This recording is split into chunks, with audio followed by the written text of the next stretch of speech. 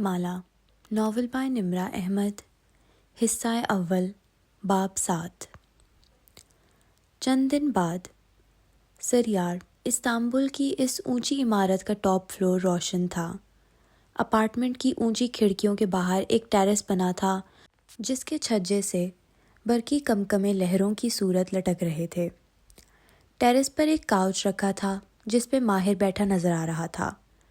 پیر لمبے کر کے کینچی صورت سامنے اسٹول پر جما رکھے تھے اور وہ خاموشی سے نیچے نظر آتی سڑک اور اس کے پار بہتے بوسفورس کو دیکھ رہا تھا۔ رات کی تاریکی میں بوسفورس کنارے کھڑی کشتیوں کی بتیاں جلی ہوئی تھیں۔ کہیں سے ہلکی سی موسیقی کی آواز سنائی دے رہی تھی۔ اس پرسکون ماحول میں خلل دستک نے ڈالا۔ اس نے چہرہ اٹھا کے دیکھا۔ ٹیرس سے اندر کھلتے دروازے کی چوکھٹ میں بیربل کھڑا تھا، ٹی شرٹ ٹراؤزر پہنے، گھنگریالے بال ماتھے پر بکھیرے وہ تازہ دم سا نظر آ رہا تھا۔ جب سے واپس آئے ہو اسی طرح خاموش ہو، لیکن آج نہیں رہو گے۔ وہ مسکرایا اور اندر لاؤنج کی طرف اشارہ کیا۔ چنگیز تم سے ملنے آیا ہے۔ ماہر کے ابرو اکٹھے ہوئے۔ اسے اس وقت کس نے بلایا ہے؟ میں تو اسے جانتا ہی نہیں ہوں، پتہ نہیں کون ہے، خود ہی اندر گھس آیا۔ بیربل تیزی سے ایک طرف ہوا اور نووارد کو راستہ دیا۔ ماہر افندی کہاں گم ہو؟ بھاری آواز میں اس کا احوال پوچھتا ایک آدمی ٹیرس پہ آیا۔ اس نے کالر والی شرٹ پہن رکھی تھی جس کے اوپری بٹن کھلے تھے اور گردن میں جھولتی سلور چین جھانک رہی تھی۔ انگلیوں میں بھی 2-3 سلور انگوٹھیاں تھیں۔ وہ چوڑے کندھوں والا اونچا لمبا سا مرد تھا جس کو دیکھ کے اندازہ ہوتا تھا کہ اس کا وقت تھانے سے زیادہ جم میں گزرتا ہے۔ چہرے پر تراشیدہ مونچھیں اور ایک بے تکلفانہ مسکراہٹ تھی۔ ماہر نے پہلے اسے دیکھا، پھر ایک تیز نظر ریلنگ کے ساتھ کھڑے بیربل پہ ڈالی۔ اس نے فوراً لا علمی سے کندھے اچکا دیے۔ واللہ میں اس آدمی کو پہلی دفعہ دیکھ رہا ہوں۔ چنگیز نے ہاتھ جھلا کے اسے ہٹنے کا اشارہ کیا اور کاؤچ کے دوسرے کنارے پر جا بیٹھا۔ ٹانگ پر ٹانگ جما لی، بغور اپنے بائیں ہاتھ پہ بیٹھے ماہر کو دیکھا جس کے چہرے پہ اب صرف اکتاہٹ تھی۔ کیسی محبت تھی تمہاری؟ لڑکی کے پیچھے گئے مگر خالی ہاتھ آ گئے۔ مایوسی بھری خفگی سے شکوہ کیا۔ بیربل نے بے اختیار ماتھا چھوا۔ ماہر کے دوست بھی اسی جیسے تھے۔ میں اس بارے میں بات نہیں کرنا چاہتا۔ وہ سامنے دیکھ رہا تھا، آواز ہلکی تھی۔ لیکن ہم کرنا چاہتے ہیں۔ چنگیز کا لہجہ خفا خفا سا تھا۔ بلکہ پہلے بتاؤ، اپنے اس روبوٹ چچا کی خبر لی جس نے اس کا ریسٹورانٹ بکوایا تھا؟ ماہر نے جواباً تیز نظروں سے بیربل کو گھورا۔ وہ بہت مصروف سا اپنے پیروں کو دیکھ رہا تھا۔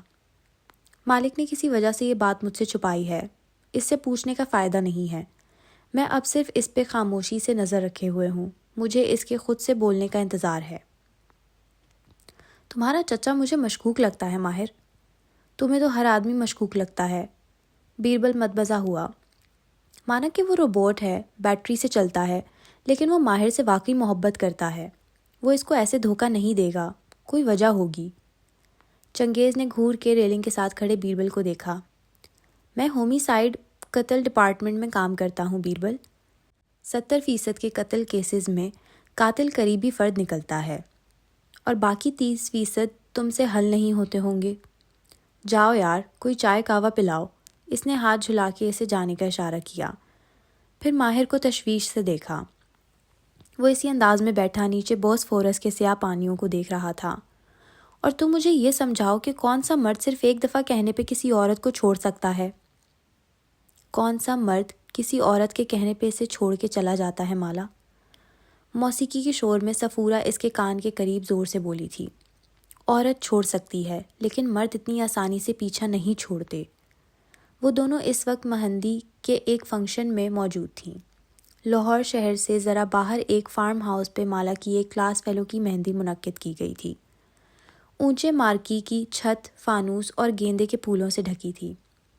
ہر طرف پھول ہی پھول تھے، روشنیاں، رنگ، چمکتے دمکتے لوگ۔ کشمالہ بڑے دن بعد ماں کو بخت بھی اور معید کے پاس چھوڑ کے کسی فنکشن میں آئی تھی۔ مغرب ڈھل کے رات میں بدل چکی تھی۔ مہندی کا فنکشن لاہور کی دوسری مہندیوں سے مختلف نہ تھا۔ خواتین ہو یا مرد، سب کا فوکس ایک ہی تھا، تصاویر اچھی آنی چاہیے ہیں۔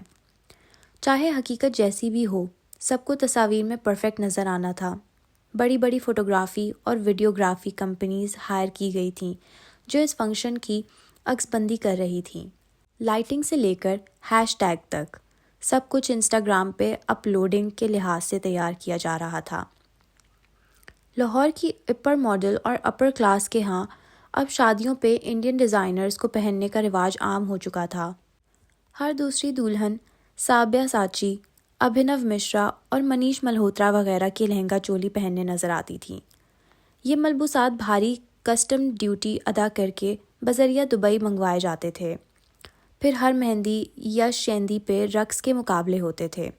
وہ زمانے گئے جب لاہور کی مہندیوں پہ ڈانس ویڈیوز بنانے سے منع کیا جاتا تھا۔ اب نہیں کیا جاتا۔ اب لاہور ہو یا استنبول، انسانوں کی اکثریت کو مشہور ہونے کا شوق ہو چلا تھا۔ شادی کتنے دن تک سوشل میڈیا پہ ٹرینڈ کرے گی، کس کی ویڈیو وائرل ہو جائے گی، اب ایک مقابلہ تھا۔ ایسے میں وہ دونوں تصاویر اور برانڈز کی اس مقابلے بازی سے دور ایک اونچی میز کے گرد بیٹھی تھیں۔ صفورہ نے ساڑی پہن رکھی تھی اور وہ آج اپنے باس گرل حلیے سے مختلف نظر آ رہی تھی۔ مالا البتہ سادگی سے تیار ہوئی تھی اور اس چیز نے صفورہ کو چونکایا تھا۔ اس کے لمبے بال ایک شانے پر آگے کو سمیٹے ہوئے تھے، کانوں میں جھمکے تھے اور لباس آنکھوں جیسے سبز رنگ کا تھا۔ صرف مکیش کے جھلملاتے ہوئے سبز دوپٹے سے معلوم ہوتا تھا کہ وہ مہندی کے فنکشن میں آئی ہے، ورنہ چہرے پہ میک اپ نہ ہونے کے برابر تھا۔ ایک اداسی سی تھی جو اس کے سارے وجود کو اپنی لپیٹ میں لیے ہوئے تھی۔ میں بتائے دے رہی ہوں مالا، وہ سائیکو ہے، اتنی جلدی پیچھا نہیں چھوڑے گا تمہارا۔ موسیقی کے بے ہنگم شور پہ صفورہ اس کے کان کے قریب زور سے بولی۔ کشمالہ چہرہ اٹھا کے چھت سے لٹکتے گیندے کے پھول دیکھنے لگی۔ دونوں ہاتھ باہم پھنسائے وہ انگلیاں مروڑ رہی تھی۔ صفورہ نے بغور اس کا چہرہ دیکھا۔ کیا تم پچھتا رہی ہو؟ میں نے غلط تو نہیں کر دیا؟ دماغ درست ہے تمہارا؟ صفورہ نے بے یقینی سے اسے دیکھا جو چھت کو دیکھ رہی تھی۔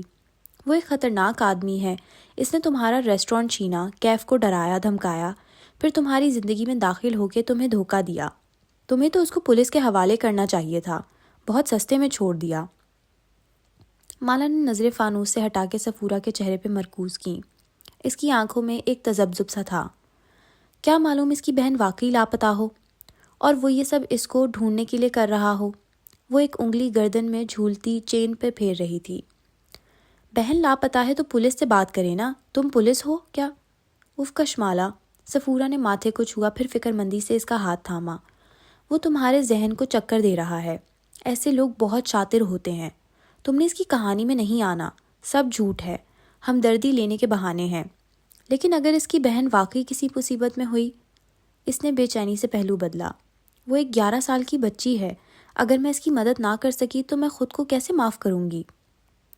میں نے معلوم کروایا ہے یار، اس کی بہن مر چکی ہے، وہ جھوٹ بول رہا ہے، اس کا جنازہ بھی ہوا تھا اور قبر بھی موجود ہے۔ وہ خاموشی سے سر جھکائے لب کاٹنے لگی۔ صفورہ نے گہری سانس لی اور اس کی طرف جھکی۔ تم اس کی بہن کو جانتی ہو یا اس کے اغوا کار کو؟ اس نے جھکے سر کو دائیں بائیں ہلایا۔ پھر تم کچھ نہیں کر سکتی، بالفرض یہ سچ ہو تب بھی یہ ماہر فرید کا اپنا مسئلہ ہے، تمہیں اس آدمی کو اپنے ذہن سے نکالنا ہے۔ صفورہ نے توقف کیا، اور دل سے بھی۔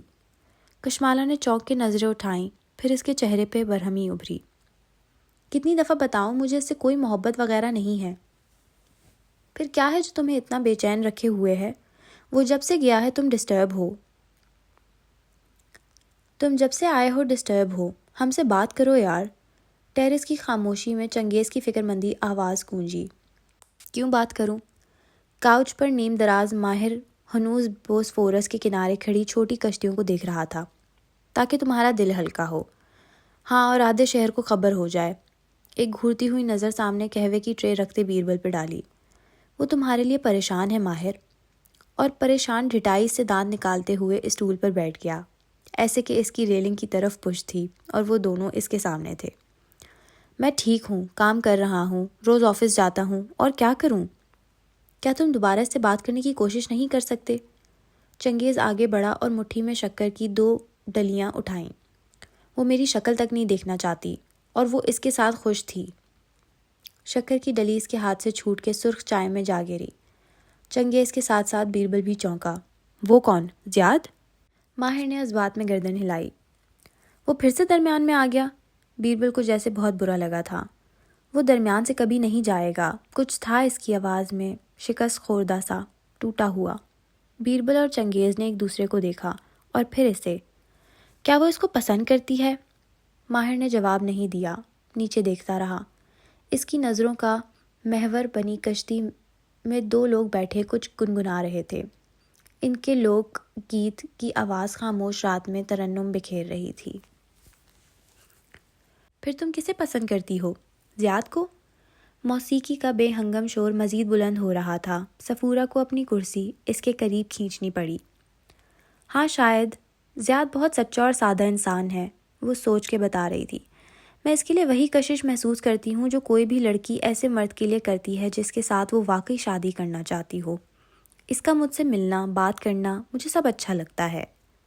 اور اس سائیکوپیتھ کے لیے کیا محسوس کرتی ہو؟ گردن میں پڑی چین پر چلتی اس کی انگلی رک گئی۔ آنکھوں میں کچھ ابھر کے ڈوب گیا۔ وہ میرا دوست تھا، محافظ تھا۔ اس کے ساتھ کشش والا احساس نہیں تھا، بس کچھ مختلف تھا۔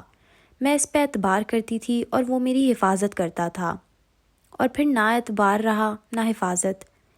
اس شام پہلی دفعہ صفورہ کو اس کے چہرے پہ سرخی نظر آئی، بے بسی، غصہ۔ اس نے میرے ساتھ بہت غلط کیا۔ وہ تھا ہی نہیں جو میں اسے سمجھتی تھی۔ وہ نہ تمہاری حفاظت کر رہا تھا نہ اعتبار کے قابل تھا مالا، صفورہ اسے سمجھا رہی تھی۔ میں اس وقت تمہیں اس سے نہیں بچا سکی، لیکن اب میں بچانا چاہتی ہوں۔ ایسے مرد بہت خطرناک ہوتے ہیں۔ اس نے پہلے تمہارا اعتماد جیتا، پھر وہ تمہارے گھر میں رہنے لگا، پھر تمہیں اپنا عادی بنا کے وہ جان بوجھ کے چند دن کے لیے غائب ہو گیا تاکہ تم اس کو مس کرو۔ آخر میں بھی اس نے جھوٹ بولا کہ کراچی جا رہا ہے۔ اگر اس روز میں تم سے بات نہ کرتی تو ہم اس کی حقیقت کبھی نہ جان سکتے۔ اسے یاد آیا، ماتھے پر لکیریں ابھریں۔ یہی میں تمہیں سمجھانے کی کوشش کر رہی ہوں۔ اس نے تمہیں اپنی حقیقت نہیں بتائی، تم نے اس کا جھوٹ خود پکڑا تھا۔ اب وہ اعتراف کرے، معافی مانگے یا اپنی بہن کی کوئی کہانی سنائے، کیا فائدہ؟ اگر تم اسے اپنے منہ سے حقیقت بتا دیتے تو معاملہ یہاں تک نہ پہنچتا۔ چنگیز افسوس سے اسے دیکھ رہا تھا۔ ایک کیک بنانے والے آدمی نے کہا تھا کہ ایسا نہ کرو، لیکن نہیں۔ بیربل کی زبان پھسلی۔ چنگیز نے تادیبی نظروں سے اسے گھورا۔ وہ خاموش ہو گیا۔ میں کب انکار کر رہا ہوں کہ میں نے غلط نہیں کیا؟ مجھے اپنی غلطیاں درست کرنی نہیں آتی اور اسے معاف کرنا نہیں آتا۔ محبت میں انسان سب کچھ کر لیتا ہے ماہر۔ مجھے سمجھاؤ کہ تم اسے چھوڑ کے کیوں آ گئے؟ ماہر فرید نے پہلی دفعہ چہرہ موڑ کے قریب بیٹھے چنگیز کو دیکھا، پھر وہ ہلکا سا مسکرایا۔ تم میری جگہ ہوتے تو کیا کرتے؟ یہ تمہاری جگہ ہوتا تو زیاد کو کسی مقدمے میں اندر کروا چکا ہوتا۔ بیربل زور سے ہنسا۔ ان دونوں نے سنجیدہ نظروں سے اسے دیکھا تو اس نے چہرے کے زاویے سیدھے کیے۔ اوکے میں چپ ہوں۔ ہونٹوں پہ زپل کی لکیر کھینچی۔ میں تمہاری جگہ ہوتا تو اس لڑکی سے معافی مانگتا، بار بار اس کے پیچھے جاتا، اس کا دل جیتنے کی کوشش کرتا، اظہار محبت کرتا، کوئی تحفہ دیتا، پھر سر کو اعترافی انداز میں خم دیا اور زیاد کو کسی مقدمے میں اندر کروا دیتا۔ یہ ہوتی ہے محبت۔ بیربل نے ہاتھ ماتھے پر لے جا کے سلیوٹ کا اشارہ کیا۔ ماہر نے بغور سے دیکھا۔ یقیناً تم بھی یہی کرتے، اس کے پیچھے پڑے رہتے یہاں تک کہ اس کی نہ ہاں میں نہ بدل جائے۔ لڑکیوں کی نہ کا مطلب ہوتا ہے کہ کچھ دن میرے پیچھے بھاگو اور پھر میں مان جاؤں گی۔ چنگیز نے شانے اچکائے اور پیالی سے گھونٹ بھرا۔ بیربل نے بھی تائیدی انداز میں سر ہلایا۔ اس نے باری باری دونوں کے چہرے دیکھے۔ کس نے سکھایا ہے تمہیں یہ؟ کیا یہی کہ نہ کا مطلب نہ نہیں ہوتا؟ فلموں نے؟ کہانیوں نے؟ ماہر نے پیر نیچے اتارے اور ٹرے اپنی طرف کھسکائی، پھر شیشے کی کیتلی سے سرخ چائے اپنی پیالی میں ڈالنے لگا۔ میں نے ہر جگہ یہی ہوتے دیکھا ہے دوست۔ شروع میں لڑکیاں نخرے کرتی ہیں، پھر مان جاتی ہیں۔ تمہارے پولیس اسٹیشن میں ہومیسائیڈ قتل ڈپارٹمنٹ کس فلور پر ہے؟ چوتھے۔ کبھی 2 فلورز نیچے جاؤ، اسالٹ اور بیٹری مار پیٹ ڈپارٹمنٹ میں تمہیں وہاں بہت سے ایسے ٹاکسک بوائے فرینڈز اور شوہر قید ملیں گے جنہیں نا کو ہاں میں بدلنے کا خب تھا۔ وہ چائے کی دھار پیالی میں اڈیل رہا تھا۔ وہ دونوں بالکل خاموشی سے اسے سن رہے تھے۔ جو مرد عورت کے نہ کہنے کے باوجود اس کو ہاں میں بدلنے کی کوشش کرتے ہیں وہی ٹاکسک پارٹنرز بنتے ہیں۔ اس نے گرم پیالی اٹھائی اور پیچھے ہو کے بیٹھا، پھر ٹانگ پر ٹانگ جما لی۔ اور میں ایسے مردوں میں سے نہیں ہوں، لیکن اپنی محبت کے لیے کوشش تو کرنی چاہیے۔ کوشش کرنے ہی واپس گیا تھا۔ کوشش ایک دفعہ ہوتی ہے یا 2 دفعہ، بار بار تعاقب ہوتا ہے بیربل افندی۔ اس نے رک کے گرم چائے کا گھونٹ بھرا۔ وہ دونوں بالکل خاموش تھے۔ ایک مرد کو عورت کے انکار کا احترام کرنا چاہیے۔ اگر وہ کہے اس کی زندگی سے نکل جاؤ تو نکل جانا چاہیے، لیکن ہو سکتا ہے وہ لڑکی نہ کہہ کے اپنا نقصان کر رہی ہو، تم اس کے لیے بہترین انتخاب ہو۔ پھر بیربل کو یہ بات پسند نہیں آئی تھی۔ مرد عورت کی طرف سے فیصلہ نہیں لے سکتا، وہ اپنے ساتھ بھلائی کرے یا نقصان، یہ فیصلہ اس عورت کا ہونا چاہیے۔ کسی مرد کو کسی عورت کے انکار کو اقرار میں بدلنے کی کوشش نہیں کرنی چاہیے۔ کم از کم ماہر فرید ایسا مرد نہیں بن سکتا۔ بالفرض چنگیز کھنکارا، وہ کسی غلط آدمی سے شادی کر لیتی ہے اور کئی برس بعد اسے احساس ہوتا ہے کہ اس نے غلط کیا، تو اس کا ذمہ دار کون ہوگا؟ ہم سب اپنے حصے کی غلطیاں کرتے ہیں کمسار بے، یہ اس کے حصے کی غلطی ہوگی۔ میں نے جسے چھوڑ دیا اسے چھوڑ دیا۔ وہ پھر سے نیچے کشتیوں کو دیکھنے لگا تھا۔ ان میں لگے رنگ برنگے کمکمے روشن تھے۔ چنگیز اور بیربل نے افسوس سے ایک دوسرے کو دیکھا اور پھر اس کو۔ نیم روشن ٹیرس میں اس کے چہرے کی تکلیف واضح تھی۔ لیکن تم دکھی ہو۔ ظاہر ہے میں دکھی ہوں، یہ میرے حصے کا دکھ ہے، مجھے کاٹنا ہے۔ اس نے چائے کا ایک اور گھونٹ بھرا، آواز آہستہ تھی۔ کیا معلوم وہ پچھتا رہی ہو؟ بیربل سے اس محبت کی کہانی کا یہ انجام برداشت نہیں ہو رہا تھا۔ اتنے دن ہو گئے ہیں، کال کر کے اس کی خیریت ہی پوچھ لو۔ ماہر نے نظریں اٹھا کے اسے دیکھا، لبوں پہ وہی اداس مسکراہٹ تھی۔ پچھتائے گی تو خود کال کرے گی، میں پیچھے جانے والوں میں سے نہیں ہوں۔ اور اسی لمحے جیب میں رکھے فون میں تھر تھراہٹ ہوئی۔ ماہر فرید نے عام سے انداز میں موبائل نکالا۔ Green eyes calling. اسکرین پہ یہ لفظ چمک رہے تھے۔ لمحے بھر کے لیے بوسفورس کے کنارے پھیلی ساری دنیا رک گئی۔ ہاں، اب کیا فائدہ؟ وہ مہندی کی رونق پہ نظریں جمائے بڑبڑائی۔ خود سے اس نے کبھی سچ نہیں بولا، ہمیشہ جھوٹ کہا، باتیں چھپائیں۔ میں بھی کس کا غم لیے بیٹھی ہوں؟ غم کے ساتھ غصہ بھی ہے۔ تمہیں اس غصے کو باہر نکالنا ہے تاکہ تمہیں کلوزر ملے۔ کیسے؟ وہ اس کی طرف جھک کے اونچی آواز میں بولی، اسے کال ملاؤ ابھی اور اس کو بہت سی گالیاں دو۔ اسی پل میوزک بند ہو گیا۔ صفورہ نے جلدی سے آواز نیچے کی۔ گالیوں کے لفظ پہ ساتھ سے گزرتے چند افراد نے مڑ کے اس کی طرف دیکھا تھا۔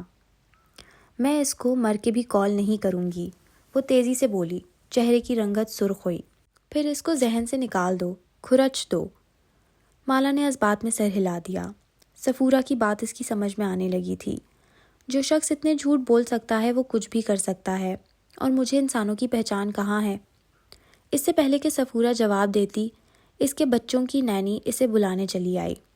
اس کی بیٹی رو رہی تھی۔ صفورہ اپنا کاؤنسلنگ سیشن بھول کے ساڑی سنبھالتی فوراً اس طرف لپکی۔ مالا نے سر دائیں سے بائیں ہلایا۔ بچوں کی مائیں، اف۔ کشمالا، چوڑیوں کی کھنک، جھمکوں کی چھنکار، چہکتی آواز۔ وہ اس کی طرف پلٹی اور مسکرا دی۔ سامنے رامین کھڑی تھی، اس کی سب سے خوبصورت کلاس فیلو۔ وہ یونیورسٹی میں سب سے زیادہ تیار ہو کے آتی تھی۔ کلاس فیلو سے شادی ہوئی اور آج تک وہ ویسی ہی نکسک سی تیار ہوتی تھی۔ انسٹاگرام پہ ان کا پرفیکٹ کپل گاہے بگاہے نظر آ جاتا تھا۔ مالا، مجھے بہت افسوس ہوا سن کے، رامین حال احوال کے بعد کہنے لگی۔ اب ماں بہت بہتر، تمہاری جاب اور کیریئر سب ختم ہو گیا، سو سوری۔ ظہیر نے بالکل اچھا نہیں کیا۔ اسی پل کسی نے میوزک پھر سے آن کر دیا تھا۔ کانوں کے پردے پھاڑتی آواز کے باوجود رامین کی دب نہ سکی۔ کشمالا کی مسکراہٹ غائب ہوئی، لب کھولے، لیکن پھر گہری سانس لی، بہت سے الفاظ روک لیے۔ وہ ماں ہی نہیں تھی جو منہ توڑ جواب دے دیتی، وہ مالا تھی۔ Thank you, excuse me. وہ پرس اور موبائل اٹھائے آگے بڑھ گئی۔ ایک دم تنفس بے ربط سا ہو گیا تھا۔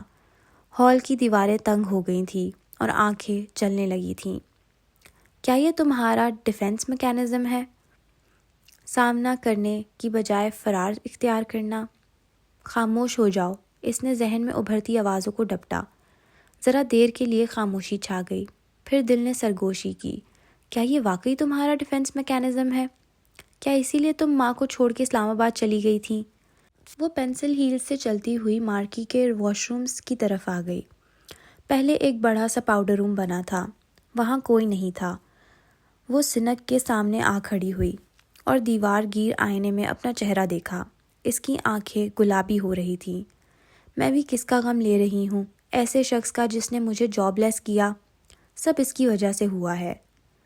کم مائیگی کا احساس، رامین کی نظریں، سب جیسے دل میں گڑ گیا تھا۔ اس نے نل کھولا اور ہاتھ نیچے کیے ہی تھے کہ ایک دم کسی نے اس کو گردن سے دبوچ لیا۔ چیخ کشمالا کے حلق میں رہ گئی۔ اس نے بے اختیار دونوں ہاتھ گردن پر رکھے۔ وہ ایک بوڑھا ہاتھ تھا جس کی نسیں ابھری ہوئی تھیں اور وہ اس کی گردن کو زور سے دبا رہا تھا، لیکن وہ ہاتھ نظر نہیں آ رہا تھا۔ اس نے چیخنا چاہا، اس ہاتھ کو اپنی گردن سے کھینچنا چاہا، لیکن ساری ہمت ختم ہو چکی تھی۔ ایک جھٹکے سے نادیدہ ہاتھ نے اس کی گردن چھوڑی۔ وہ زور سے اوندھے منہ نیچے گری۔ سر دیوار سے لگا اور لمحے بھر کے لیے ساری دنیا گول گول گھوم گئی۔ ماں، ماں!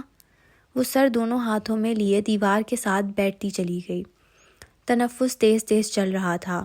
اس نے گردن پر ہاتھ رکھا، کچھ گیلا سا محسوس ہوا تھا۔ مالا نے ہاتھ اوپر کر کے چہرے کے سامنے کیے۔ بصارت دھندلی ہو رہی تھی کہ سر ابھی تک چکرا رہا تھا۔ اس کے ہاتھ پر خون کا ننھا سا قطرہ تھا۔ وہ بدقت اٹھی اور سلیب کا سہارا لے کر کھڑی ہوئی۔ جو کندھا دیوار سے لگا تھا وہ شدید درد کر رہا تھا۔ سر کے پیچھے بھی گومڑ سا محسوس ہو رہا تھا۔ اس نے پلکیں جھپکائیں اور آئینے میں خود کو دیکھا۔ اس کی گردن سرخ ہو رہی تھی۔ اس پر باقاعدہ ایک ہاتھ کی انگلیوں کا نشان تھا اور اس پر کچھ اور بھی تھا۔ درمیان میں ایک جگہ ننھا سا کٹ جس سے 2-3 قطرے خون بہا تھا۔ اس نے یاد کرنا چاہا، کچھ نوکیلا سا چبھا تھا اس کو، نہ جانے کیا تھا۔ مالا نے نل کھولا اور پانی ہاتھوں میں بھرا، پھر اسے چہرے پر ڈالا۔ جلتی آنکھوں کو قدرے سکون ملا۔ پھر اس نے دائیں بائیں دیکھا، وہاں کوئی نہیں تھا، لیکن کوئی تھا۔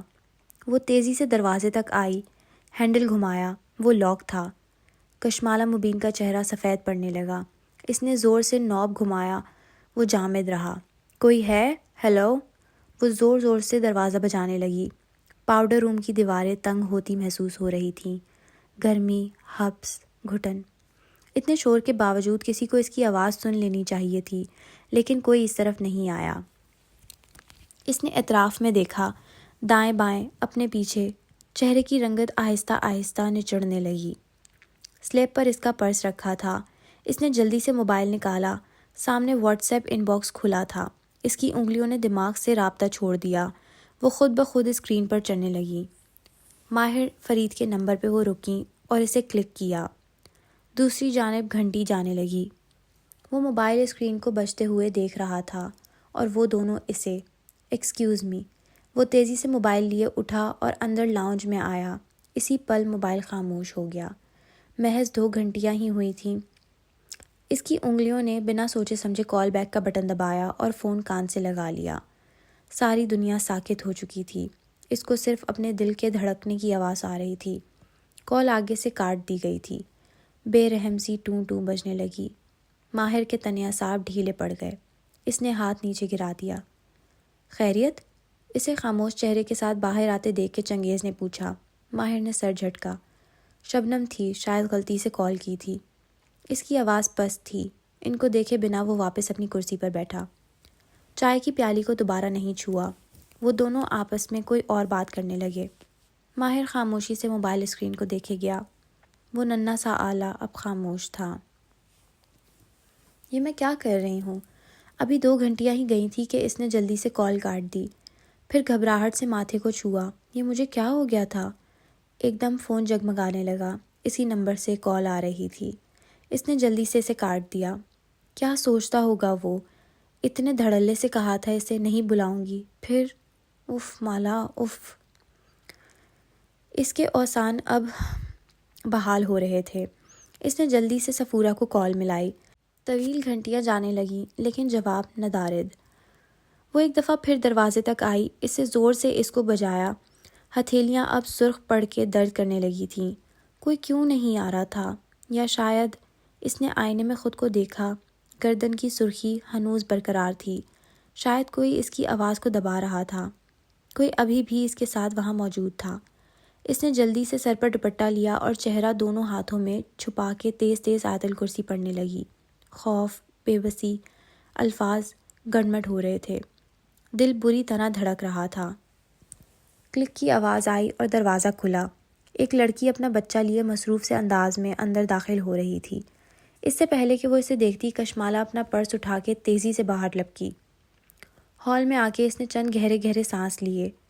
ارد گرد بہت سے لوگ تھے، کیمروں کے فلیش لائٹ، ہنسی کی آوازیں۔ وہ اپنے پیروں پہ گول گول گھومی۔ وہ اب بھی اس کے تعاقب میں تھا، وہ شخص جس کے پاس اس کی تصویر تھی۔ ماہر فرید کے پاس ایک البم تھا، اس میں آپ کی تصویر تھی۔ کیف جمال کا کہا گیا فقرہ ذہن میں گونجا۔ میں جس آدمی کا غم لیے بیٹھی ہوں وہ اس عامل کے ساتھ ملوث ہے۔ وہ زیر لب بڑبڑائی۔ بار بار اس کے جرائم یاد کرنے پڑتے تھے، ورنہ دل ان کو بھلا دینے کے لیے تیار تھا۔ وہ تیز قدموں سے خارجی راستے کی طرف بڑھ گئی۔ اسے گھر جانا تھا اور اسے معلوم تھا اسے گھر جا کے کیا کرنا ہے۔ عامل اسے ڈرا کے کیا پیغام دینا چاہ رہا تھا، کشمالہ مبین کی سمجھ میں آ گیا تھا۔ بوسفورس کنارے ایک کشتی کے اندر دو لوگ بیٹھے چائے پی رہے تھے، جیسے فوج کے بچھڑے دوست کافی عرصے بعد ملے ہوں۔ ایک ترکش لوگ گیت گنگنانے لگے اور دوسرے اس کو سن رہے تھے۔ ان کی آوازیں چند منزلیں اوپر اس نیم روشن ٹیرس تک سنائی دے رہی تھیں۔ وہ سمجھتی ہے تم اس عامل کے ساتھ ملوث ہو جس کو وہ خواب میں دیکھتی ہے، چنگیز سوچتے ہوئے کہہ رہا تھا۔ ترکش لوگوں کی مڈل کلاس کی اکثریت جادو، جنات اور نظر کو مانتی ہے، اور وہاں جگہ جگہ ایسے ہوجا بیٹھے ہوتے ہیں جو جادو کا علاج کرنے کا دعویٰ کرتے تھے۔ میں نے اسے بتایا ہے کہ وہ ہمارا مشترکہ دشمن ہے، لیکن وہ میرا یقین نہیں کرتی۔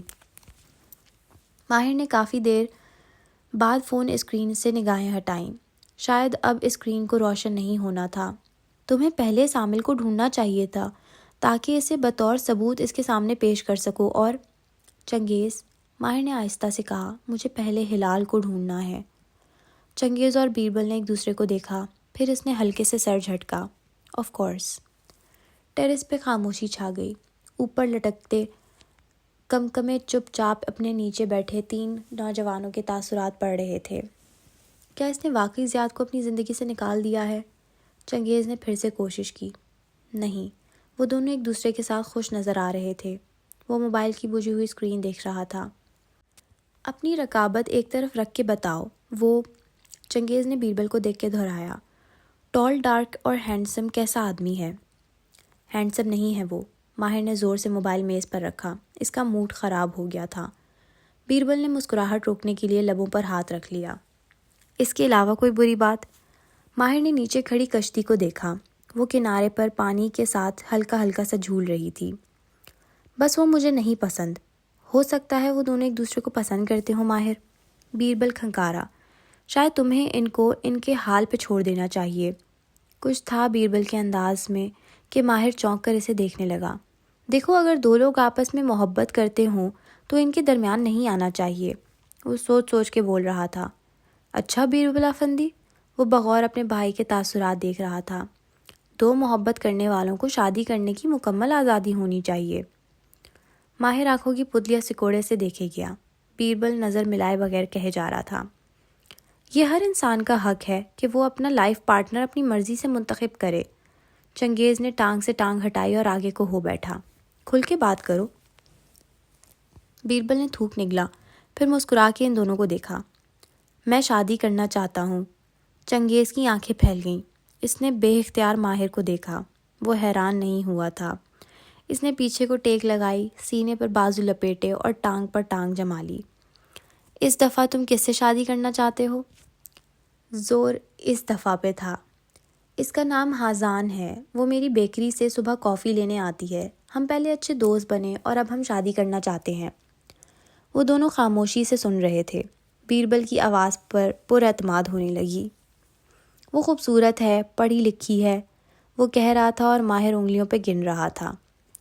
اس نے لٹریچر میں ماسٹرز کیا ہے اور لالچی ہے۔ ماہر نے کھلے ہاتھ کی ایک انگلی بند کی۔ اور چلاک بھی۔ چنگیز نے اپنے ہاتھ کا انگوٹھا موڑا۔ تمہاری دولت کے پیچھے ہے۔ ماہر نے آخری انگلی مٹھی میں بند کی۔ بلکہ تمہارے جیسے 3-4 پھنسا رکھے ہوں گے۔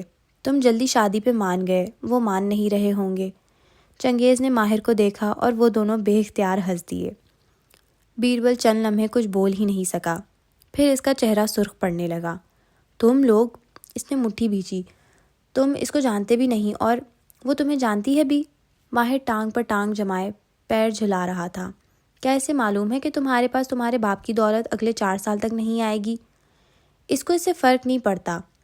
کیا وہ جانتی ہے؟ اس کی آواز بلند ہوئی۔ میں اسے بتا دوں گا۔ بیربل نے تھوک نگلا۔ بتا دوں گا۔ ماہر ہلکا سا ہنسا۔ چنگیز نے بھی ہنس کے سر جھٹکا۔ آہ بیربل، تم کب سمجھو گے؟ بیربل نے مٹھیاں بھینچ لیں، لب ایک دوسرے میں پیوست کیے۔ تم لوگ بغیر کسی کو جانے یا سمجھے اس کے بارے میں اتنی گھٹیا سوچ کیسے رکھ سکتے ہو؟ چلو جان لیتے ہیں۔ ماہر مسکراہٹ دبا کے سیدھا ہوا۔ آج اس کو اپنی حقیقت بتاؤ، پھر دیکھو کیا کرتی ہے۔ میں بتاتا ہوں وہ کیا کرے گی۔ چنگیز نے ہنستے ہوئے کیتلی اپنے پیالی میں پھر سے انڈیلی۔ سرخ دھار پیالی میں گرنے لگی۔ پہلے وہ کہے گی مجھے اس سے کوئی فرق نہیں پڑتا بیربل، آواز باریک کرتے ہوئے شکر دان کے لیے ہاتھ بڑھایا۔ غم ہو یا خوشی میں تمہارے ساتھ ہوں بیربل۔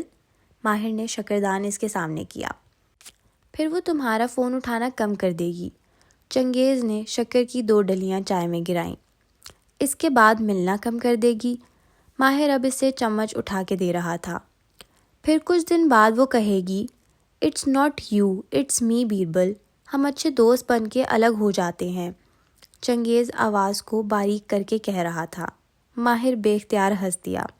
اور اس کے بعد میرے یار، چنگیز نے اپنے بھاری ہاتھ سے سامنے بیٹھے بیربل کا کندھا تھپتھپایا، تم اگلی لڑکی کی طرف چلے جاؤ گے اور وہ اگلے شکار کی طرف۔ بیربل نے غصے سے اپنا کندھا پیچھے کیا، اس کا چہرہ لال بھبوکا ہو رہا تھا۔ تم دونوں، اس نے دانت کچکچائے۔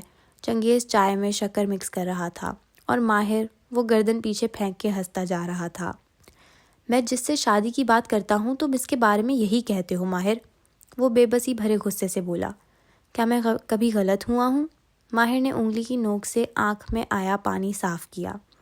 اس دفعہ تم غلط ہو، میں ثابت کر کے دکھاؤں گا۔ وہ بہت اچھی لڑکی ہے، سب سے مختلف۔ مختلف؟ ٹیرس پر پھر سے ایک کہکہا گونجا۔ پھر بیربل پیر پٹک کے کھڑا ہوا۔ تم دونوں مجھ سے اپنے الفاظ کے لیے معافی مانگو گے، دیکھتے ہیں۔ ماہر نے مسکرا کے کندھے اچکائے۔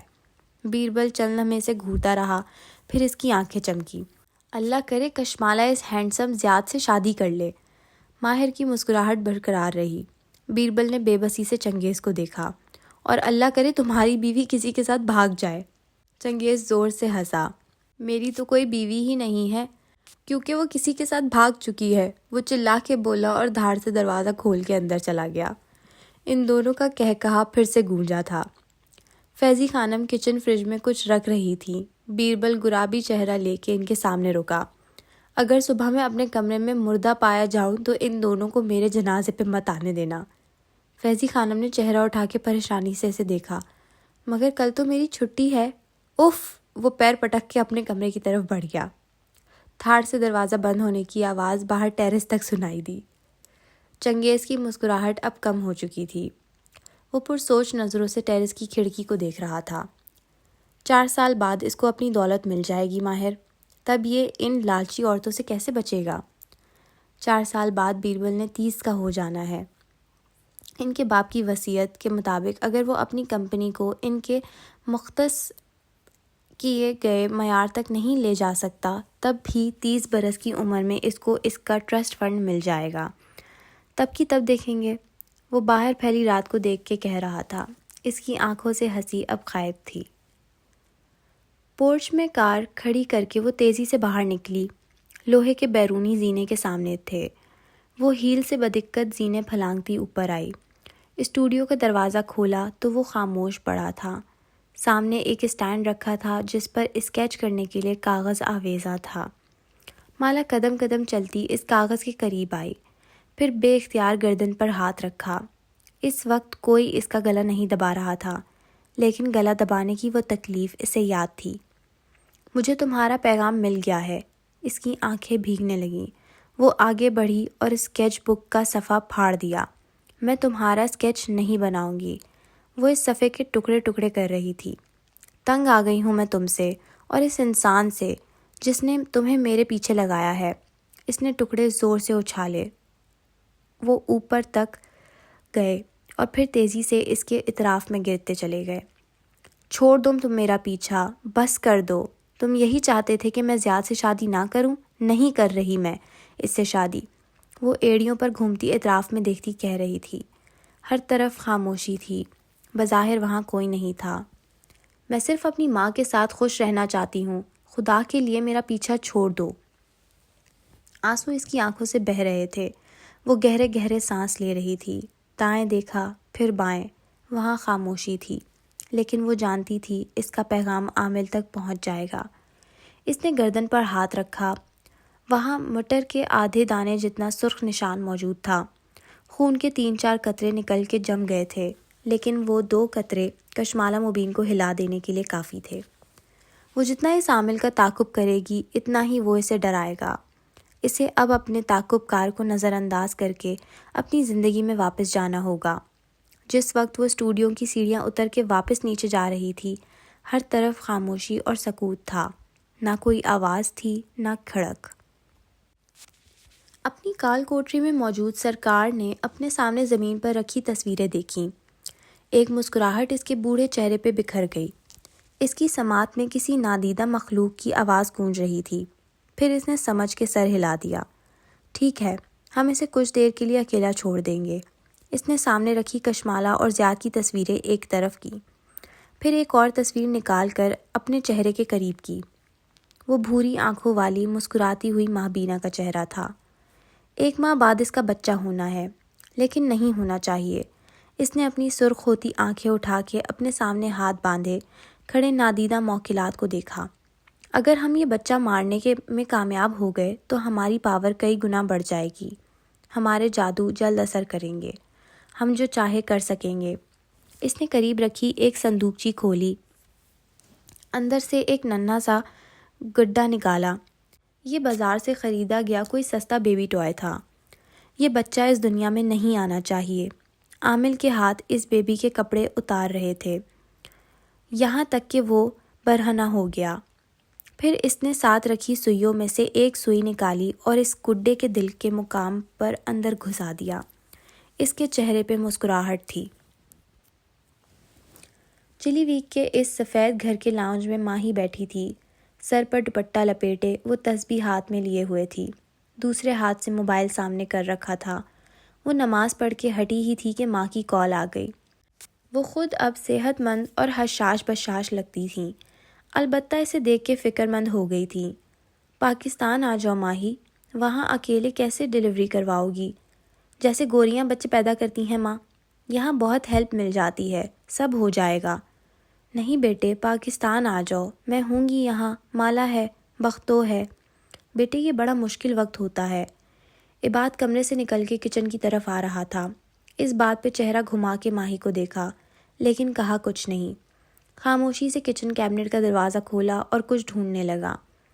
میں ڈیلیوری کے فوراً بعد آ جاؤں گی، پکا، پرومس۔ جیسے ہی ماہی فون بند کر کے دوبارہ تسبیح اٹھائی، عباد کیبنٹ بند کر کے اس کی طرف گھوما۔ تم کہو تو ہم پاکستان چلے جاتے ہیں، بزنس کلاس، ڈائریکٹ فلائٹ، تم آرام سے سفر کر لو گی۔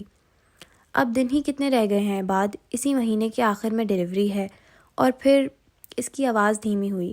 پچھلی 2 دفعہ بھی سفر کرنے کی غلطی کی تھی، ہر دفعہ اس کمبخت دوحہ ایئرپورٹ پہ کچھ نہ کچھ ہو جاتا تھا۔ میں اس دفعہ رسک نہیں لے سکتی۔ لیکن ڈاکٹر نے کہا ہے تم سفر کر سکتی ہو، فی الحال سب کچھ ٹھیک ہے۔ ماہی نے بھوری آنکھیں اٹھا کے بات کو دیکھا تو وہ بھیگی ہوئی تھیں۔ تم مانو یا نہ مانو، کبیرہ تائی کی ہمارے بچے سے پرانی دشمنی ہے۔ وہ اس بچے کو دنیا میں نہیں آنے دینا چاہتی۔ میری بے احتیاطی ان کو راستہ دے گی۔ اس نے تسبیح پھر سے اٹھا لی۔ یار کس کے پاس اتنا ٹائم ہوتا ہے کہ کسی کے بچے پہ جادو کروائے؟ میں مانتا ہوں ان باتوں کو، لیکن اب تم کو زیادہ ہی وہم کرنے لگی ہو۔ وہ سر جھٹک کے کیبنٹ سے کچھ ڈھونڈنے لگا۔ میں تم سے زیادہ پاکستان جانے کی خواہش رکھتی ہوں۔ میرے دل سے پوچھو، ماں جب سے بیمار ہوئی ہیں میں ان سے نہیں ملی، ان کی خدمت کا موقع مجھے نہیں ملا، مالا اور معید کو ملا ہے، لیکن جیسے ہی بیبی پیدا ہوگا، دھڑکتے دل سے کہا، انشاءاللہ ہم پہلی فلائٹ سے پاکستان جائیں گے۔ فوراً نہیں جا سکیں گے ماہی، پہلے بیبی کا نکوب بنے گا، 30-35 دن لگیں گے۔ ہم نائکوب بنتے ہی چلے جائیں گے نا، اس نے خود کو تسلی دی، ویسے بھی ماں اب ٹھیک ہیں، تب تک وہ مزید بہتر ہو جائیں گی۔ عباد اپنی مطلوبہ چیزیں تلاش کر کے وہاں سے چلا گیا اور ماہی خاموشی سے تسبیح پڑھتی رہی۔ دفتن فون پھر سے بجا۔ نمبر دیکھ کے اس نے گہری سانس لی، ماتھے پر بل پڑ گئے۔ میں کئی دن سے آپ کو میسج کر رہی ہوں، آپ کہاں تھے ماہر بے؟ بزی تھا، آج وقت ملا ہے، خیریت؟ مجھے مالا نے بتایا ہے کہ آپ نے اس کا ریسٹورانٹ خریدا تھا، آپ نے مجھے یہ نہیں بتایا۔ اس کی آواز میں خفگی تھی، وہ دھیرے سے ہنسا۔ تم بھی اپنی بہن کی طرح مجھ پہ شک کر رہی ہو؟ شک نہیں کر رہی، اس کی آواز دھیمی ہوئی، لیکن سوال کرنا میرا حق بنتا ہے۔ مجھے اس کے بارے میں علم نہیں تھا مابینہ، میں وہ کمپنی نہیں چلاتا، مالک چلاتا ہے۔ مالک کون؟ ماہی کے ابرو مشکوک انداز میں اکٹھے ہوئے۔ فون اسپیکر پہ کر کے اس نے انسٹاگرام کھولا۔ میرا چچا، اس نے ایک لبنانی گروپ کو اوشن خرید کے دیا ہے، ہماری کمپنی ہر روز ایسی خرید و فروخت کرتی ہے۔ کیا آپ نے مالک سے پوچھا کہ اس نے یہ کیوں کیا؟ اس کا انگوٹھا اسکرین کو اسکرول کر رہا تھا۔ نہیں، ابھی اس کا وقت نہیں آیا۔ یہ سفید بالوں والا ہے مالک؟ تمہیں کیسے معلوم؟ وہ حیران ہوا۔ آپ نے اسے انسٹا پہ فالو کیا ہوا ہے، دنیا بہت چھوٹی ہے ماہر پہ، اور یہ انگلیوں میں سما جاتی ہے۔ وہ ہلکا سا ہنس دیا۔ جاب کر لو لڑکی، ورنہ سارا دن گھر میں فارغ یہی کام کرتی رہو گی۔ مجھے شوق نہیں ہے جاب کا، اب میں اپنی گھرداری میں خوش ہوں۔ اچھا، ٹرک کے بولی۔ وہ خاموش رہا تو اس نے آواز دھیمی کی، مالک نے مالا کا ریسٹورانٹ کیوں بکوایا؟ اس سوال کا جواب وہی دے گا۔ میں نے جب اسے البم کی تصاویر دکھائی تھیں اور بتایا تھا کہ میں اس لڑکی کو ڈھونڈ رہا ہوں، تو اس نے 3 دن میں مجھے مالا کی معلومات لا دی تھی۔ میں سمجھا اس کے پاس بہت کام کے بندے ہیں، لیکن نہیں، مالک مالا کو پہلے سے جانتا تھا، وہ اس سے مل چکا تھا۔ کب، کہاں، مجھے نہیں معلوم، لیکن اس نے ہوٹل میں مالا سے ملنے کے لیے بیربل کو بھیجا، خود نہیں گیا۔ وہ نہیں چاہتا تھا کہ مالا اس کو پہچانے۔ یعنی عبد المالک فرید کو چھپا رہے ہیں۔ پھر اس کو یاد آیا، کبیرہ تائی کے نئے عامل کے بارے میں کچھ معلوم ہوا؟ ماہر نے بیزاری سے بھری سانس خارج کی۔ اس کی کیا ضرورت ہے، ہم کتنے عاملوں کو پکڑیں گے، تم اپنا ایمان مضبوط رکھو، کچھ نہیں ہوگا تمہارے بچے کو۔ ماہی کی پلکیں بھیگنے لگی۔ مجھے پھر سے برے خواب آنے لگ گئے ہیں۔ ہر چیز مکتوب ہے مابینہ، مکتوب، لکھی ہوئی ہے، تمہارے بچے کی زندگی بھی اور موت بھی، وہ اپنے وقت پہ آتی ہے، ایک دن اوپر نہ ایک دن نیچے۔ کوئی جادو، کوئی جن اس کو اوپر نیچے نہیں کر سکتا۔ ماہی کے لب مسکراہٹ میں ڈھلے اور آنکھوں سے ایک آنسو ٹپکا۔ مکتوب، اس نے اثبات میں سر ہلا دیا۔ اگر میرے بچے کی زندگی اللہ نے لکھی ہوئی ہے تو اسے کوئی نہیں مار سکتا، اسے کوئی مار نہیں سکتا، اس نے نرمی سے دہرایا۔ ماہی پورے دل سے مسکرا دی۔ فون بند کیا ہی تھا کہ عباد باہر آتا دکھائی دیا۔ اس کے چہرے پہ خفگی تھی۔ تم یہ ٹھیک نہیں کر رہی۔ وہ صوفے پر اس کے پیچھے جھک کے کھڑا ہوا اور اس کے کندھے کے قریب کہنے لگا، تم مالا کے ساتھ دھوکہ کر رہی ہو، اس کو معلوم ہوا کہ تم ماہر سے بات کرتی ہو تو وہ بہت ناراض ہوگی۔ میں اسے بتا دوں گی جب پاکستان جاؤں گی، ابھی مجھے سٹریس مت دو۔ عباد افسوس سے سر جھٹک کے سیدھا ہوا اور واپس پلٹ گیا۔ ماہی کے آگے بین بجانے کا کوئی فائدہ نہیں تھا، وہ پھر سے تسبیح پڑھنے لگی تھی۔ اگر اس کی اولاد مکتوب تھی تو دنیا کے سارے جادوگر اکٹھے ہو کے بھی اس بچے کو موت نہیں دے سکتے تھے۔ اس تاریک کوٹری میں زمین پر چوکڑی مارے عامل کے سرکار کے سامنے آج بہت سی تصاویر رکھی تھیں، دھاگے، مختلف اقسام کی روشنیاں، لیکن فی الحال اس کی توجہ ہاتھ میں پکڑے گڈے پہ تھی۔ اس کی آنکھوں میں چمک تھی، انگلی میں ایک لمبی نوکیلی سوئی تھی۔ سرکار کے ہاتھ اس کی نوک کو سرخ روشنائی میں ڈبو ڈبو کے گڈے پر لگا رہے تھے۔ پہلے اس کے سینے کے درمیان سلیب کا نشان بنایا، پھر باری باری ہر عضو پر اس کا نوکیلا قلم کانٹے لگاتا تھا۔ ماں کے پیٹ میں بچے کا ایک عضو آہستہ آہستہ ضائع ہو جائے گا، سرکار کی بڑبڑاہٹ جاری تھی۔ یہاں تک کہ جب بچہ پیدا ہوگا وہ مرا ہوا ہوگا۔ اس کی آواز میں جوش تھا۔ بچوں پہ کیے جانے والے جادو سرکار کو سب سے زیادہ پسند تھے۔ زیاد کو کیمپین کی وجہ سے کچھ دن لاہور میں رکنا پڑ گیا۔ دبئی جانے سے پہلے وہ ان سے ملنے مبین منزل آیا تھا۔ معید اس کا پہلے ہی متعارف تھا۔ اب اس کی نظروں میں زیاد کی عزت مزید بڑھ گئی تھی۔ بخت بھی چائے لے آئیں۔ ماں نے اپنے زمانے کا کوئی قصہ شروع کر دیا۔ زیاد دھیمی آواز میں مسکرا کے ان کے قصوں میں اضافہ کیے گیا۔ ماہی کی طرح اسے بھی سب رشتہ داروں کا علم تھا۔ مالا اور معید ہنستے ہوئے سنتے گئے۔ وہ دونوں رشتہ داروں کی خبر رکھنے کے معاملے میں ایک جیسے تھے۔ اب میں اجازت چاہوں گا۔ اس کی فلائٹ کا وقت قریب تھا۔ وہ گھڑی دیکھتے ہوئے اٹھا تو نہ جانے کیوں اس کا دل اداس ہوا۔ جب بھی آیا کرو ہم سے ضرور ملا کرو۔ وہ ماں کے سامنے جھکا تو وہ اس کے سر پر ہاتھ رکھتے ہوئے تاکید کرنے لگی۔ اپنی امی کو سلام دینا۔ امی کے لیے دعا کیجیے گا۔ ان کے کچھ ٹیسٹ کروائے ہیں، رپورٹ کا انتظار ہے۔ کچھ تھا اس کے لہجے میں، کچھ اداس، کچھ پریشان۔ کشمالہ چونکی، دل بری طرح دھڑکا۔ ایک اور ماں؟ نہیں۔ تمہاری ماں بہت نیک ہے زیاد۔ اس نے اپنے سسرال اور خاندان سب کی بہت خدمت کی ہے۔ اللہ تعالیٰ اس کو تکلیف نہیں دے گا، وہ ٹھیک ہو جائے گی۔ ماں ٹھیک کہہ رہی ہیں، ہم آنٹی کے لیے دعا کریں گے۔ وہ اسے چھوڑنے پورچ تک آئی۔ وہ کچھ مضطرب لگ رہا تھا۔ زیاد، وہ ٹھیک ہو جائیں گی۔ اس نے اس کا چہرہ دیکھ کے تسلی دی۔ وہ دونوں پورچ کی دھوپ میں کھڑے تھے۔ کمپنی کی کار ساتھ کھڑی ان کی منتظر تھی۔ وہ ٹھیک نہیں ہوں گی۔ زیاد نے دھیرے سے نفی میں سر ہلایا۔ اس کی آنکھ کا کنارہ بھیگا ہوا تھا۔ ڈاکٹرز کو بلڈ کینسر کا شبہ ہے۔ اس نے بے اختیار سینے پر ہاتھ رکھا۔ ایک اور ماں؟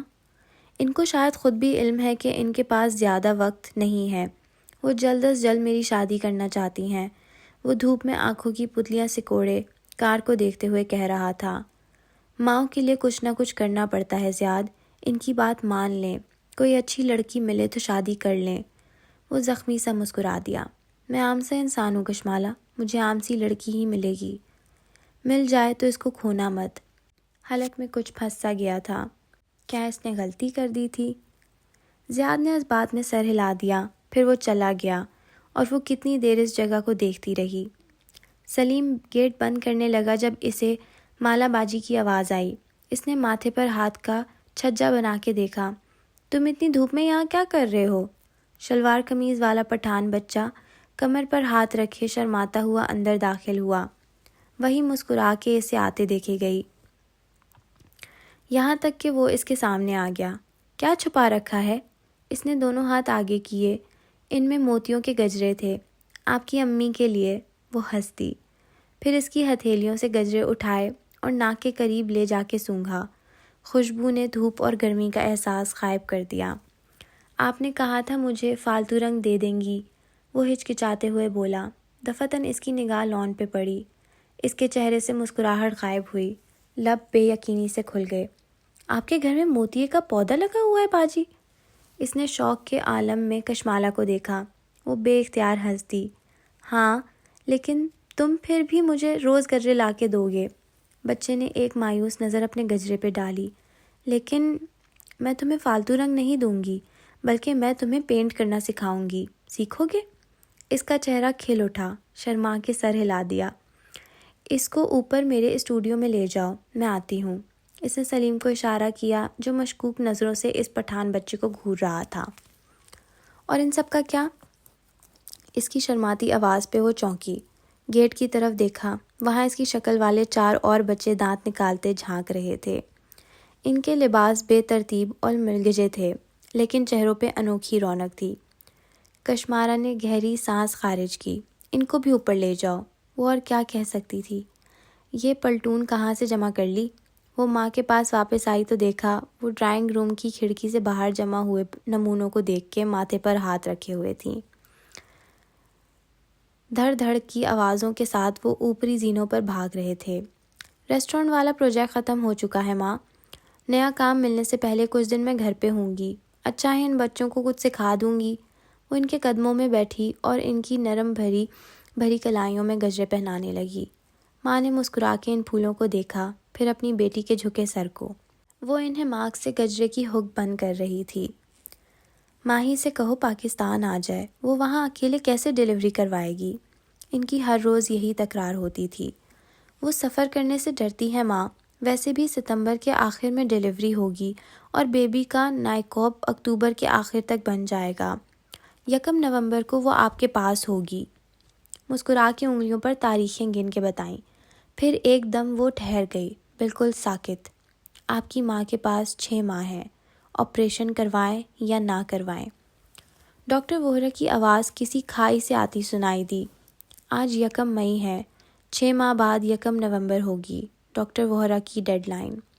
اف، اس نے سر جھٹکا۔ چہرے کی رنگت یکدم پیلی ہوئی۔ پھر ماں کو دیکھا، اب وہ تندرست ہو رہی تھیں۔ کل ہی MRI کروایا تھا، مینجیوما دوبارہ نہیں بڑھا تھا، نہ اگلے 10-15 سال تک بڑھنے کا امکان تھا۔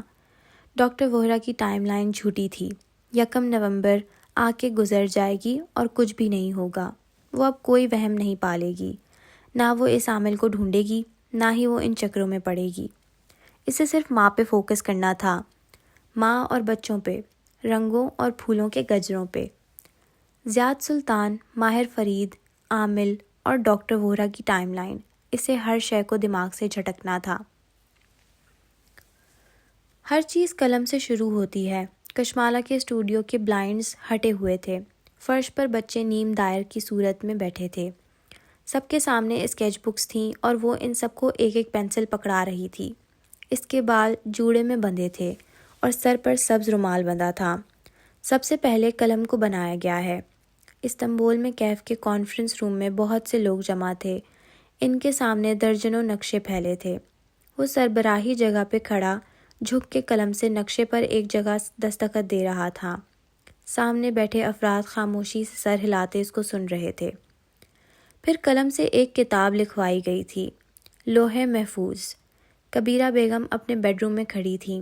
2 ملازمائیں ایک لمبے بیگ میں مکید ڈریس سامنے لٹکا رہی تھیں۔ کبیرہ کے چہرے پہ مسکراہٹ تھی۔ انہوں نے انگوٹھیوں سے مزین ہاتھ سے بیگ کی زپ نیچے کی۔ اندر ایک سیاہ لباس جھانک رکھا تھا، نیا ڈیزائنر ویئر۔ کبیرہ اپنے پسندیدہ جنازوں کے لیے نئے لباس اور نئی جویلری بنوایا کرتی تھیں۔ یہ لباس ماہی کے بچے کی موت کے لیے تھا۔ جب کینیڈا اسے خبر آئے گی تو وہ یہی لباس پہن کے حور جہاں سے ملنے جائے گی۔ کبیرہ نے ڈریسنگ ٹیبل پر رکھی چیک بک کھولی اور ایک قلم اٹھایا، پھر چیک پر ایک رقم لکھ کے سائن کی، اور یہ اس عامل کے لیے تھی، جتنی رقم اتنا مضبوط کام۔ اس کتاب لوح محفوظ میں ہم سب کو قسمتیں مکتوب کر کے بند کر دی گئی ہیں۔ ایک کو ورکنگ اسپیس کی اونچی خالی دیوار کے ساتھ کشمالہ مبین بیٹھی تھی۔ اس کی گرافائٹ پینسل دیوار پر اسکیچ بنا رہی تھی۔ ارد گرد گزرتے لوگ رک رک کے ستائش سے اسے دیکھ رہے تھے۔ اس کے لبوں پہ مسکراہٹ تھی، کانوں میں ہینڈز فری لگے تھے اور وہ بہت مہارت سے اپنا کام کر رہی تھی۔ قلم نے اس دنیا کی ہر چیز کو تخلیق میں آنے سے پہلے ہی لکھ دیا تھا۔ ماہر کے آفس میں نیم اندھیرا سا تھا۔ کھڑکی کے ساتھ ایک بڑی میز کا اضافہ کر دیا گیا تھا، جہاں ایک سرخ عمارت کے 3 طرح کے ماڈل رکھے تھے۔ وہ اپنی کرسی پر بیٹھا تھا۔ سامنے ایک گرافک ٹیبلٹ رکھا تھا جس پہ وہ مہارت سے ڈیجیٹل پین کے ذریعے لکیریں کھینچ رہا تھا۔ اسکرین کی نیلی روشنی اس کے چہرے پہ پڑ رہی تھی۔ دفعتاً وہ رکا، ساتھ رکھا موبائل اٹھا کے دیکھا، گرین آئیز کی چیٹ کھولی، کوئی میسج نہیں، کوئی پکار نہیں۔ اس نے کرب سے آنکھیں بند کی، دل میں اٹھتے درد کو محسوس کیا۔ ایک لمحہ تھا، ماہر فرید نے اسے جی لیا، پھر آنکھیں کھولی اور سپاٹ چہرے کے ساتھ پین پھر سے اٹھا لیا۔ اور اس قلم کے لکھے کو کوئی نہیں مٹا سکتا۔ ماہی ہسپتال کے کمرے میں لیٹی تھی۔ اس کا چہرہ پسینے سے تر تھا، جسم کی کئی ہڈیوں کو توڑ دینے والی جیسی تکلیف کے بعد وہ نڈھال تھی۔ عباد اس کے ساتھ کھڑا تھا اور مسکرا کے اس کا ہاتھ تھامے ہوئے تھا۔ نرس نے کمبل میں لپٹا ایک ننھا سا وجود اس کے سامنے کیا۔ بیبی گرل ہے، وہ بہت صحت مند ہے۔ مکتوب، وہ بڑبڑائی۔ پھر وہ ایک دم چہرہ ہاتھوں میں چھپا کے رونے لگ گئی۔ وہ ہنس بھی رہی تھی اور وہ رو بھی رہی تھی۔ انسان کو قلم بہت دیر سے ملا تھا۔ اسے ادریس علیہ السلام نے سب سے پہلے استعمال کرنا شروع کیا تھا۔ عامل سرکار کے ہاتھ زعفرانی سیاہی میں ڈوبے قلم کو غصے سے اسے گڈے پر رگڑ رہے تھے۔ بے جان گڈا ساکت تھا۔ پھر اس نے زور سے قلم کو 2 حصوں میں توڑ دیا۔ اس کا چہرہ سرخ بھبوکا ہو رہا تھا۔ دفع ہو جاؤ تم سب، ایک کام نہیں کر سکے تم، ایک بچہ نہیں مار سکے۔ اس نے گڈا اٹھایا اور پوری قوت سے دیوار پر دے مارا۔ عامل نے چہرے پر آیا پسینہ آستین سے صاف کیا، پھر اپنے بوڑھے جھریوں زدہ ہاتھوں کو دیکھا۔ اس کے ہاتھ کپ کپا رہے تھے۔ ایک بچہ ہم نہیں مار سکے، ایک کمزور بچہ۔ اس کی سر شکست خوردگی سے دائیں بائیں ہل رہا تھا۔ بہت سے انسانوں نے قلم کے لکھے کو بدلنے کی کوشش کی ہے، لیکن آج تک کوئی کامیاب نہیں ہو سکا۔ ماں صوفے پر بیٹھی مسکرا رہی تھی۔ ساتھ موجود مالا نے موبائل ان کے سامنے پکڑ رکھا تھا۔ اسکرین پہ ماہی اور عباد نظر آ رہے تھے۔ ماہی ہنستے ہوئے گلابی کمبل میں لپٹی ننھی سی بیبی ان کو دکھا رہی تھی۔ ہم نے اس کا نام حور عین رکھا ہے، حور جیسی آنکھوں والی، حور عین۔ ماں مسکراتے ہوئے بچی کی سبز آنکھوں کو دیکھ رہی تھی۔ وہ ان کا عکس تھی۔ ان کے ہاتھ میں 2 نوکیلی سلائیاں تھیں جن پر وہ مہارت سے انگلیاں چلاتے ہوئے اون کا گولا بن رہی تھیں۔ ماہی کی بیٹی کی گلابی سویٹر کے گھر ایک کے بعد ایک چڑھ رہے تھے۔ قلم کے لکھے کو قدر کہتے ہیں، اور قدر کو کوئی شے نہیں بدل سکتی، نہ کوشش، نہ جادو، نہ بددعا۔ دفع ہو جاؤ تم ناکام عامل، فراڈ، میں تمہیں اتنا پیسہ کھلاتی رہی اور تم ایک بچے کو نہیں مار سکے، کبیرہ فون پہ چیختے ہوئے کہہ رہی تھی۔ بی بی، ہم نے 40 دن تک چلہ کاٹا، لیکن کبیرہ نے زور سے موبائل دیوار پر دے مارا۔ وہ دیوار کے ساتھ ٹیک لگائے فرش پر بیٹھی تھیں۔ مسلسل رونے کے باعث ان کی آنکھوں کا سارا کاجل بہہ گیا تھا اور اب وہ سیاہ اور متورم ہو رہی تھیں۔ انہوں نے ایک نظر وارڈروب کے ساتھ آویزہ ڈیزائنر ویئر ڈریس پر ڈالی، پھر گھٹنوں پہ رکھا ایک فوٹو فریم دیکھا جسے وہ کافی دیر سے پکڑے ہوئے تھیں۔ اس میں ایک چھوٹے بچے کی تصویر مسکرا رہی تھی، گورا، چٹا، خوبصورت بچہ۔ کبیرہ نے تصویر کے چہرے پر ہاتھ پھیرا۔ آنسو پھر سے بہنے لگے۔ قدر کو صرف ایک شے تبدیل کر سکتی ہے، وہ ہے دعا۔ زیاد ایک ڈاکٹرز کلینک میں بیٹھا تھا۔ اس کا چہرہ زرد اور جھکا ہوا تھا۔ ڈاکٹر میکینکی انداز میں قلم سے پیڈ پر کچھ لکھ رہا تھا۔ پھر اس نے سر اٹھا کے زیاد کو دیکھا اور افسوس سے نفی میں سر ہلایا۔ زیادہ سے زیادہ 1 سال ہے ان کے پاس۔ ایک آنسو زیاد کی آنکھ سے نکلا اور اس کے سانولے چہرے پر گرتا گیا۔ اس نے اس بات میں سر ہلا دیا۔ 1 سال، وہ بڑبڑایا۔ دعا نیچے سے اوپر جاتی ہے اور قدر اوپر سے نیچے آتی ہے۔ جو زیادہ طاقتور ہو وہ فتح اس کی ہو جاتی ہے۔ کشمالہ نرمی سے ماں کا ہاتھ تھامے کھڑی تھی۔ وہ سہج سہج کے قدم اٹھا رہی تھی۔ وہ مسکرا کے انہیں اگلا قدم رکھنے کے لیے کہہ رہی تھی۔ پھر اس نے ان کا ہاتھ چھوڑ دیا۔ ماں نے بے چینی سے اسے دیکھا۔ کچھ نہیں ہوگا، اب آپ خود چلیں گی، بغیر سہارے کے۔ وہ چند قدم پیچھے ہٹی۔ ماں نے جھجکتے ہوئے ایک قدم رکھا، پھر دوسرا۔ بنا سہارے کے وہ دھیرے دھیرے اپنے پیروں پر چلنے لگی تھیں۔ مالا مسکراتے ہوئے انہیں اپنے قریب آتے دیکھ رہی تھی۔ اس کی آنکھوں سے آنسو بہہ رہے تھے اور لب مسکرا رہے تھے۔ قلم کے لکھے کا ایک وقت ہوتا ہے۔ اس وقت سے نہ پہلے کچھ ملتا ہے نہ بعد میں۔ ہر انسان کو اپنا وقت پورا کرنا ہوتا ہے۔ ماہی اور عباد کے سفید لاؤنج میں ایک کاٹ رکھا تھا جس میں کمبل میں لپٹی ننھی گڑیا سو رہی تھی۔ ماہی کچن سنک پہ نل کھولے کھڑی پانی سے برتن گزار رہی تھی جب گھنٹی بجی۔ اس نے ہاتھ پوچھے اور پردہ ہٹا کے گلاس ڈور کھولا۔ سردی کی ایک لہر اندر آئی۔ کورئیر بوائے نے ایک قلم اس کی طرف دستخط کے لیے بڑھایا۔ اس نے ناسمجھی سے اس کے ٹیب پہ دستخط کیے، پھر اپنے نام آیا لفافہ لیے اندر آئی۔ کپ کپاتے ہاتھوں سے اسے چیک کیا۔ اندر ایک نائکوپ تھا، حور عین عباد کا نائکوپ۔ ماہی نے بے اختیار چیخ روکنے کے لیے منہ پر ہاتھ رکھ لیا۔ آنکھوں سے آنسو بہنے لگے۔ ہور ہور، وہ بھاگتی ہوئی کورٹ میں لیٹی بچی تک آئی۔ تمہارا نائٹ کاپ آ گیا بیبی، اب ہم پاکستان جا سکتے ہیں۔ اوہ میرے اللہ، ہم ماں کے پاس جا سکتے ہیں۔ اس کی آنکھوں سے زاروں قطار آنسو بہہ رہے تھے۔ اس نے ایک نظر دیوار پر لگے کیلنڈر کو دیکھا۔ آج 28 اکتوبر تھی۔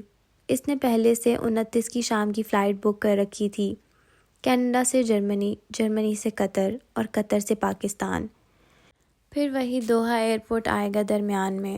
لیکن خیر، 1 نومبر کی صبح وہ پاکستان میں ہوگی۔ وہ 1 سال سے ماں سے نہیں ملی تھی، لیکن ان کی بیماری کے یہ آخری 6 سال پہ محیط تھے۔ اب بالآخر تکلیف ختم ہونے والی تھی۔ وہ اپنی ماں سے ملنے جا رہی تھی۔ ہر انسان اس قلم کے لکھے کا پابند ہے، اسے اپنا مکتوب وقت پورا کرنا ہے۔